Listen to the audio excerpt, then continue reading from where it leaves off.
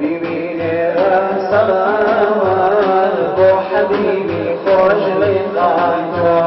أحمد وأسعد محمد مجتمع يا مصطفى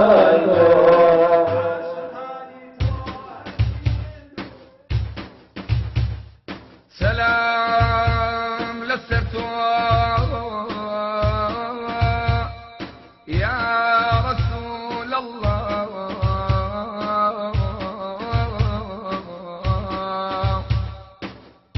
سلام للسرت يا حبيب الله سلام لسرت يا نبي رحمة سلام لسرت شافعي أمات سلام لسرت بشير نذير سلام لسرت ظاهر ضهير سلام لسرت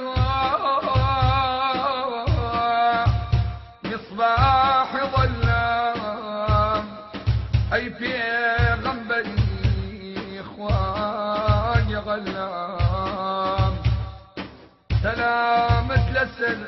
خاون براهين خاون دين راس معجزي مبين. الحمد لله والصلاة والسلام على رسول الله.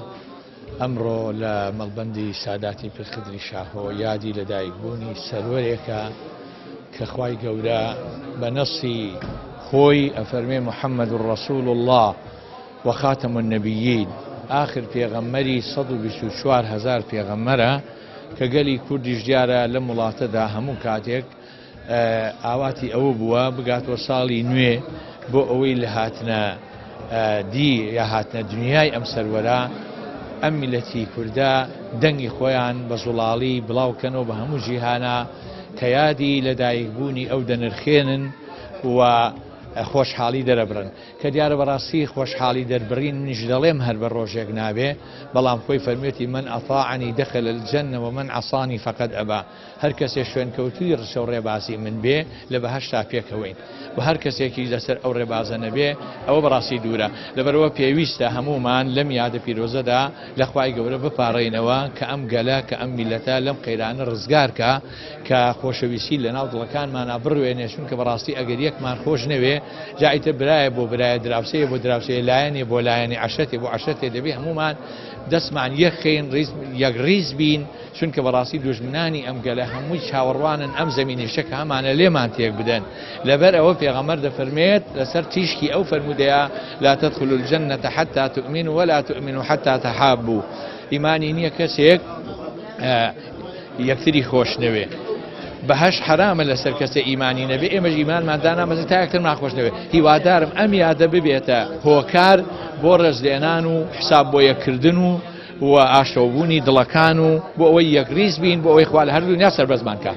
ئەم یادە شتێکی جوان ڕاستە بەم شێوەیە نەبووە لە سەردەمی ئەسحابە بەڵام لە نیەتی خەڵکانی کوردستانە ئەوەیە خۆشحاڵی دەرببرن بۆ هاتنە دی ئەم پێغەمبەرە بەس ئەم یادە حەق وایە ئەو کەسە کە یادەکە دەکا خۆی ئەهلێکی خێر بێ ئەهلی نوێژ بێ قیبلە بێ ڕاستکە لە قورئانە تێگەشتوو بێ ئەنە ئەم یادێکی مەزنە منیش ناڵێم هەبووە و لە کاتی خۆیان کراوە بەڵام یادی لەدایکبوونی پێغەمبەر ئینشاڵڵا ئەگەر بەدڵ بکرێ کۆمەڵی هەژاران تێر بکەیت و بەدڵێکی خۆش ئینشاڵڵا یادێکی مەزن دەبێ ئێوەش بەخێر بە سەرچاومان سوپاسی ئامادەبوونتان دەکەین لە یادی لەدایکبوونی محەممەد ڕەسوول الله صلی الله علیه وسلم پیرۆزبایەکی گرم لە هەموو مسلمانانی جیهان و بە تایبەتیش مسلمانانی کوردستانەکەم داواکارم لە خوای گەورە ئەم یادە بێتە مای خێر و خۆشی بۆ میلەتەکەمان و کۆتایی هاتن بەم هەموو نەهامەتی کە بەسەر ئەم میلەتە ستەمدیدەیەمانە هاتووە خوای گەورە بەرەکەتی زیاتر بژێنێ بەسەر میلەتی مسلمانانە لەم یادەدا و سوپاس بۆ ماندبوونی ئێوەش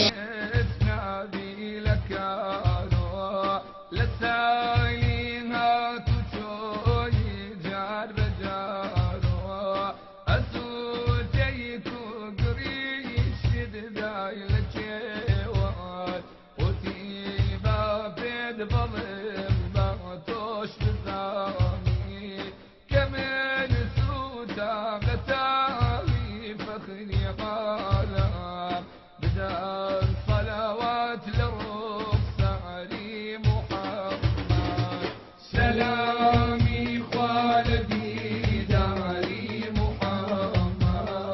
بەبوونی یادی لەدایکبوونی سەروەری مرۆڤایەتی محەممەد مستەفا دووری خۆی لەسەر بێ پیرۆزبای خۆمان ئاراستەی سەرجەم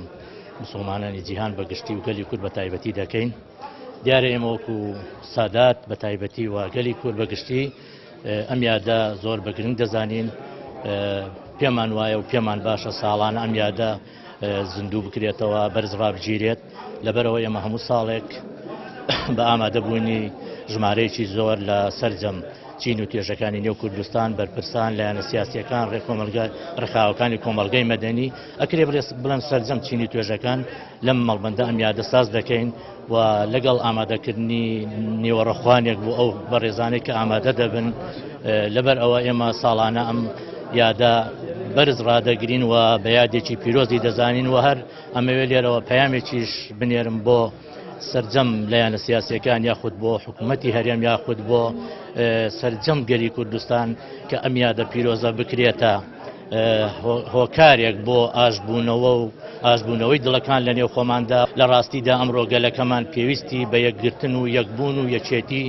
نێو ڕیزەکانی خۆی هەیە لە نێو کوردستاندا لەبەرەوەی بارودۆخێکی نالەبار و نەگونجاوڕی لە گەلەکەمان کردووە. لێرەوە داوا دەکەم لە سەرجەم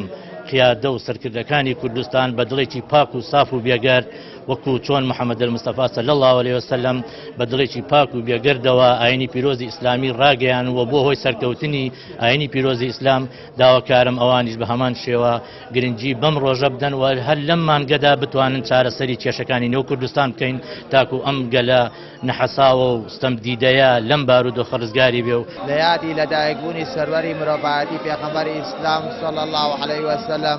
پیرۆزبایەکی گەرم لە سەرجەم مسلمانانی جیهان و بە تایبەتی کوردی مسلمانەکەم و پێتان من ئەڵێم باشترین وەفا بۆ یادکردنەوەی پێغەمبەری خوا شوێنکەوتووی ڕێبازەکەیەتی و زیندووکردنەوەی سونەتەکانی پێغەمبەری خوایە. ئینشاءڵڵا ئەم ساڵی یادە ببێتە بە ساڵێکی خۆشتر لە ساڵانی پێشوو، ساڵێکی تەبایی و ئاشتی بۆ کوردی کوردستان و بۆ هەموو گەلی جیهان بە تایبەتی ئەم میلەتی کوردی خۆمان خوای گەورە بیکا بە خێر و بەرەکەت و فەزڵێکی گەورە بڕژێنێ بەسەر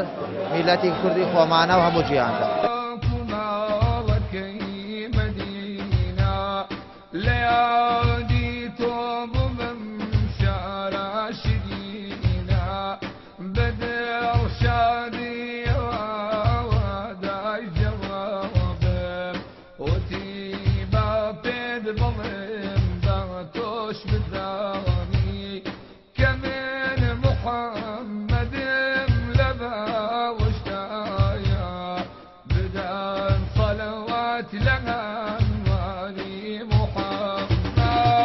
سلام